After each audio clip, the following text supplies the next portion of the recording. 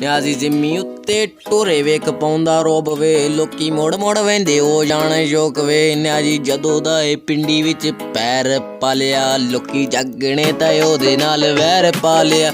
ਨਿਆਜ਼ੀ ਜਦੋਂ ਦਾ ਏ ਪਿੰਡੀ ਵਿੱਚ ਪੈਰ ਪਾਲਿਆ, ਲੋਕੀ ਜਾਗਣੇ ਤਾਂ ਉਹਦੇ ਨਾਲ ਵੈਰ ਪਾ ਲਿਆ।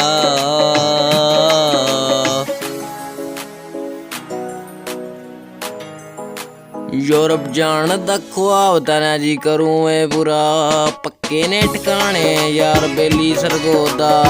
ਸੋਹਣੀ ਬੱਚੀ ਤੇ ਉਹ 70 ਸ਼ਾਨ ਮਿੱਤਰਾ। ਪੱਕੇ ਯਾਰ ਬੇਲੀ ਰਾਜਾ ਤੇ ਅਮਾਨ ਮਿੱਤਰਾ। ਨਿਆਜ਼ੀ ਜਦੋਂ ਦਾ ਏ ਪਿੰਡੀ ਵਿੱਚ ਪੈਰ ਪਾ ਲਿਆ, ਲੋਕੀ ਜਾਗਣੇ ਤਾਂ ਉਹਦੇ ਨਾਲ ਵੈਰ ਪਾ ਲਿਆ। ਨਿਆਜ਼ੀ ਪਿੰਡੀ ਵਿੱਚ ਜਦੋਂ ਦਾ ਏ ਪੈਰ ਪਾ ਲਿਆ, ਲੋਕੀ ਜਾਗਣੇ ਤਾਂ ਉਹਦੇ ਨਾਲ ਵੈਰ ਪਾ ਲਿਆ।